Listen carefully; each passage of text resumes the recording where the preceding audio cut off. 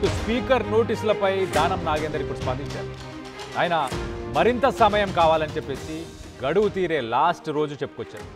ఇవాళతో గడువు తీరబోతుంది, ఇవాళనే ఇంకా సమయం కావాలని ఇటు స్పీకర్ గడ్డం ప్రసాద్కు లేఖ రాశారు దానం నాగేందర్. ఇటు పార్టీ ఫిరాయింపు ఆరోపణలపై వివరణ ఇచ్చేందుకు ఇవాళతోనే లాస్ట్ డే అని చెప్పుకోవచ్చు. నేటితోనే గడువు ముగియబోతుంది. కానీ మొత్తం మీద ఇటు ఢిల్లీలో ఆయన కీలక నేతలతోని ఆయనను కలిశారు. కీలక నేతలను కలిసి ఖచ్చితంగా రాజీనామా చేస్తే మళ్ళీ తనకే ఆ టికెట్ ఇవ్వాలని చెప్పేసి మొత్తానికైతే లాబింగ్ చేయడానికి ఢిల్లీకి వెళ్ళారంటున్నారు. సో మొత్తానికి మరి ఇటు ఢిల్లీ పెద్దల నుంచి అష్యూరెన్స్ వచ్చిందా? టికెట్ తనకే ఇస్తా అన్నారా? లేకపోతే ఇంకా సమయం ఎందుకు అడుగుతున్నాడు? కన్ఫర్మ్ చేయలేదా? టికెట్ ఇవ్వనన్నారా? టికెట్పై ఇంకా ఉత్కంఠం, కొంత కన్ఫ్యూషన్ అయితే ఉందా?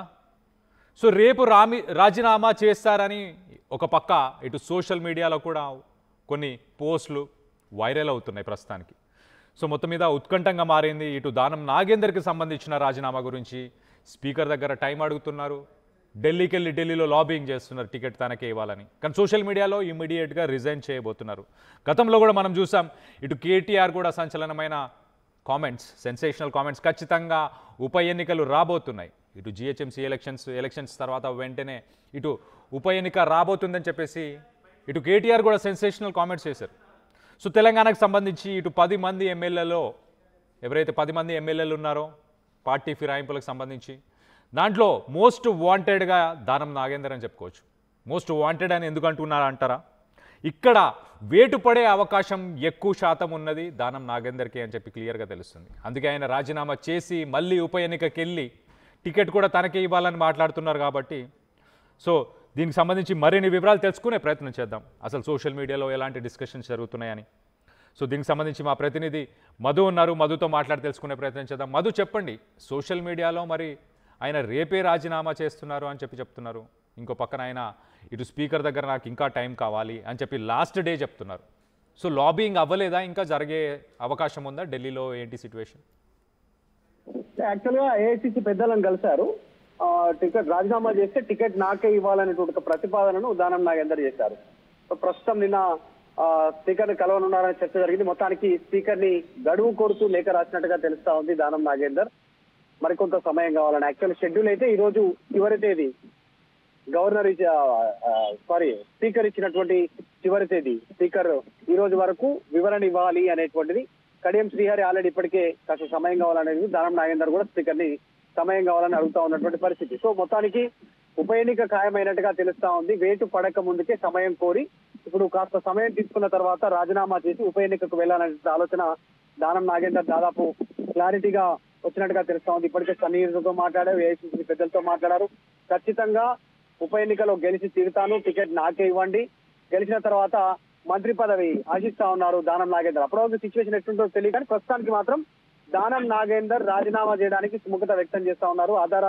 పక్కా ఆధారాలు ఉన్నటువంటి సిచ్యువేషన్ మనందరికీ తెలిసిందే. కాబట్టి హైదరాబాద్ ఉప ఎన్నిక దాదాపు ఖాయమైపోయింది. సోషల్ మీడియాలో ఆయన అనుచరులు పోస్టింగ్స్ చేస్తా ఉన్నారు. రేపు 24వ తారీఖు రోజు దానం నాగేందర్ రాజీనామా చేయనున్నారు హైదరాబాద్ సంబంధించినటువంటి ఎమ్మెల్యే పదవికి. సో ఉప ఎన్నిక అనివార్యం అవుతా ఉంది. ముహూర్తం, దానికి కూడా ముహూర్తం చూసుకున్న తర్వాత దానం నాగేందర్ రేపు రాజీనామాకు సిద్ధమవుతున్నట్టుగా తెలుస్తా ఉంది. కళ్యాణ్,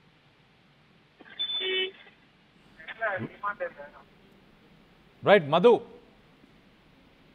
మిగతా ఎమ్మెల్యేల గురించి ఎలా చూడాలి? ఇప్పుడు దానం నాగేందర్ ఓకే, కానీ ఇటు మిగతా కడియం శ్రీహరి కావచ్చు, ఇంకా 9 మంది అని చెప్పుకోవచ్చు కదా, వాళ్ళ పరిస్థితి ఎలా ఉంది? వాళ్ళు కూడా ఇదే దోవలో ముందుకెళ్లే పరిస్థితి ఉందా? కడియం కూడా రాజీనామా చేయడానికి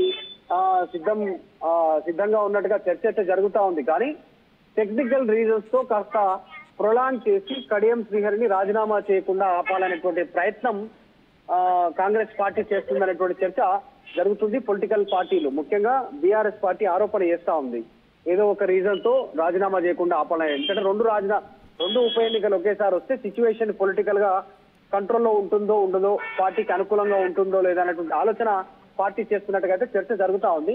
వీరితో పాటు మిగతా 8 మంది, అంటే మొత్తం 10 మంది కాబట్టి సో ఈ సిచ్యువేషన్ పైనే కాస్త సందిగ్ధత ఉంది. కడియం, దానం ఇద్దరు రాజీనామా చేయనున్న చర్చ జరుగుతున్నా దానం పేరే ఎక్కువగా వినిపిస్తా ఉంది. కడియం కూడా నిన్న మాట్లాడుతూ ఒక సందర్భంలో ఉప ఎన్నిక వస్తే మళ్ళీ నేనే గెలుస్తాను అనేటువంటి స్టేట్మెంట్ కూడా ఆయన కూడా రాజీనామా చేయడానికి సిద్ధంగా ఉన్నట్టుగా చర్చ అయితే కొనసాగుతా ఉంది. Right Madhu, thanks for the latest update. ఇటు దానం నాగేందర్కి సంబంధించిన రాజీనామా మరి జరగబోతుందా, దానిపై ఉత్కంఠం అయితే నెలకొంది. ఇటు ఢిల్లీలో ఆయన పెద్దల్ని కలిసి లాబింగ్ చేస్తున్నాడు, టికెట్ని తనకే ఇవ్వాలంటూ, ఖచ్చితంగా నేను గెలుస్తానని చెప్పేసి చెప్పడం. అలాగే సోషల్ మీడియాలో ఇంకో పక్కన రేపే రాజీనామా చేయబోతున్నారని చెప్పి. ఒకవేళ ఇటు కడియం శ్రీహరి అలాగే ఇటు దానం నాగేందర్ వీళ్ళిద్దరు కనుక ఒకేసారి చేస్తే 2 బై ఎలక్షన్స్ని ఒక్కసారి హ్యాండిల్ చేయలేదు పార్టీ అని చెప్పేసి, సో ఒకరి తర్వాత ఒకరు చేసే అవకాశం ఉన్నట్టు కూడా ఇప్పుడు వాదన వినిపిస్తుంది. సో మొత్తం మీద ఇటు ఉప ఎన్నిక వస్తే దానం నాగేందర్ గెలుస్తాడా అన్న దానిపై మీ అభిప్రాయాలను కింద కామెంట్ రూపంలో తెలియపరచండి. ఇప్పటిదాకైతే ఈ సర్వేలో పాల్గొన్న వాళ్ళు 12% ఎస్ అంటున్నారు, 88% మాత్రం నో అని చెప్తున్నారు. సో దానం నాగేందర్కి టికెట్ ఇవ్వబోతున్నారా, లేకపోతే ఆయనపై వేటు పడబోతుందా, పడక ముందే ఆయన రిజిగ్నేషన్ చేసే అవకాశం ఉందా? సో దీనిపై కూడా మీ అభిప్రాయాలు ఏంటనేది కూడా కింద కామెంట్ రూపంలో తెలియపరచండి. ఇవాళ లాస్ట్ డే. ఇటు ఎవరైతే పార్టీల ఫిరాయింపు కేసులకు సంబంధించి వాళ్ళ వివరణ ఇవ్వాల్సిన రోజులో ఇవాళ లాస్ట్ డే అని చెప్పుకోవచ్చు. మరి గతంలో మనం చూసాం న్యూ ఇయర్ని ఎక్కడ సెలబ్రేట్ చేసుకోవాలనుకుంటున్నారని చెప్పేసి స్పీకర్ గడ్డం ప్రసాద్ని సుప్రీంకోర్టు అయితే మొట్టికాయలు వేసింది. ఒక క్లియర్గా ఒక వార్నింగ్ స్టేట్మెంట్ని కూడా రిలీజ్ చేసింది. ఇటు న్యూ ఇయర్కి మీరు ఎక్కడ సెలబ్రేట్ చేసుకోవాలనుకుంటున్నారు అంటే చాలా క్లియర్గా జైల్లో చేసుకోవాలనుకుంటున్నారా, మీరు ఎందుకు ఎగ్జిక్యూట్ చేయట్లేదు ఆర్డర్ని, ఎందుకు యాక్షన్ తీసుకోవట్లేదు అని చెప్పి ప్రెషర్ అయితే ఇటు బిల్డ్ అవుతుంది. ఆ ప్రెషర్ మరి ఇటు రిఫ్లెక్ట్ అవుతుందా లేదా అన్నదైతే వేచి చూడాలి. సో దీనికి సంబంధించి మరి ఒక్కసారి మీ అభిప్రాయాలు ఏమైనా ఉంటే కింద కామెంట్ రూపంలో తెలియపరచండి. అసలైన తొలి వెలుగు. ఫాలో వాట్సాప్ @తొలి వెలుగు official.